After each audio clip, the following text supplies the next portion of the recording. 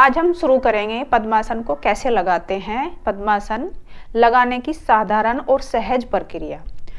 पद्मासन को आसान तरीके से कैसे लगा सकते हैं। कई साधक साधिका पद्मासन नहीं लगा सकते, ना वो वज्रासन में बैठ सकते हैं।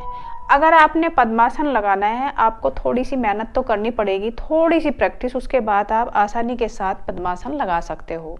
जैसे कि हमने पैर मोड़ लिया, ये दायां पैर पहले ऊपर रखा और फिर हम बायां पैर ऊपर रखते हैं। तो जब हम ये बायां पैर ऊपर रखते हैं तो यहाँ पर जहाँ पर पायल पहनते हैं हम, यहाँ पर पेन होने लगता है, ज़्यादा देर तक साधक नहीं बैठ पाता। तो आप जैसे कि फुल पद्मासन नहीं लगा सकते, तो आप फर्स्ट में लगाएंगे अर्ध पद्मासन। अर्ध यानी कि आधा पद्मासन।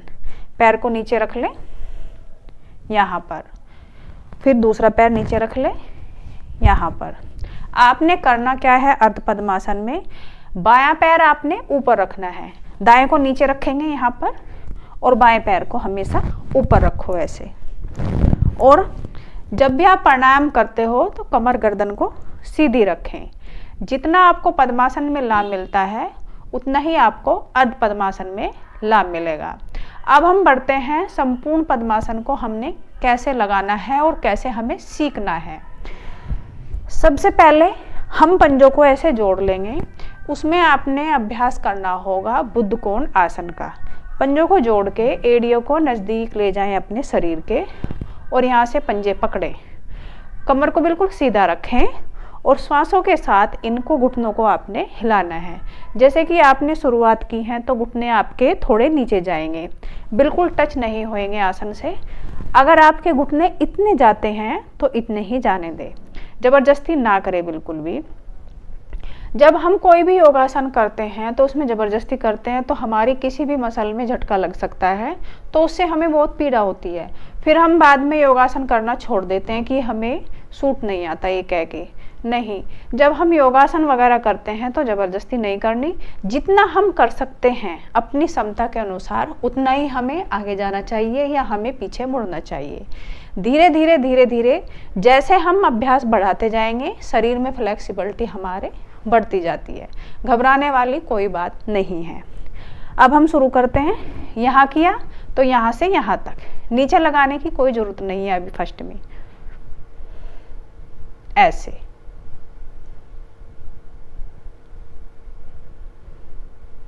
एक से 2 मिनट का अभ्यास करना है आपने और बीच में फिर रेस्ट लेना है। इसको कंप्लीट कम से कम 5 मिनट आपने लगाना है। और आपने जो कर सकते हैं, जिनके घुटने नीचे लगते हैं वो ऐसे हिलाते हुए नीचे पैर लगाएं। इससे पता चल जाएगा कि आपके हिप्स जॉइंट में और आपके घुटनों में कितनी फ्लेक्सिबिलिटी है। इनको हिलाते रहें ऐसे।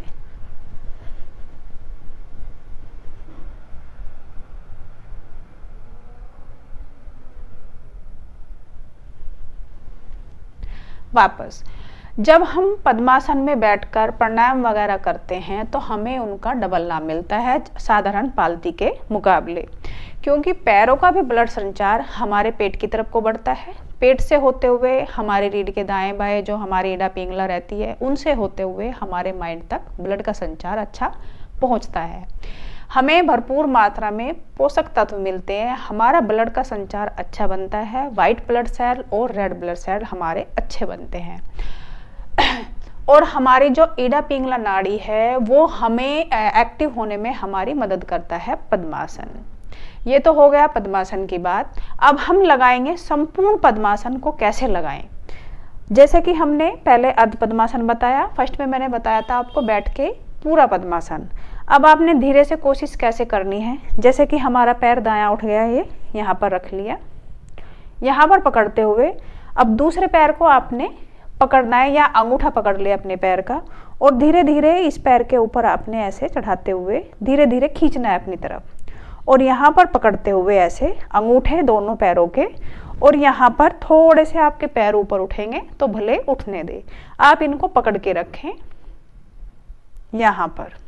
और जितनी देर तक आप रुक सकते हैं इनको पकड़ के, उतनी देर आपने रुकना है।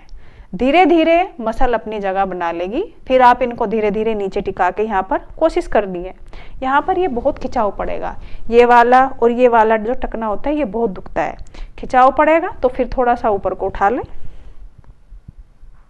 और श्वास लेते रहें और छोड़ते रहें। फिर थोड़ा सा नीचे ले गए, फिर वापस। ऐसे ही आप पद्मासन में बैठने का अभ्यास कर सकते हो और पद्मासन में प्लस प्राणायाम का लाभ आप पूरा उठा सकते हो। आज की वीडियो में बस इतना ही, मिलते हैं अगले वीडियो में, तब तक के लिए नमस्कार।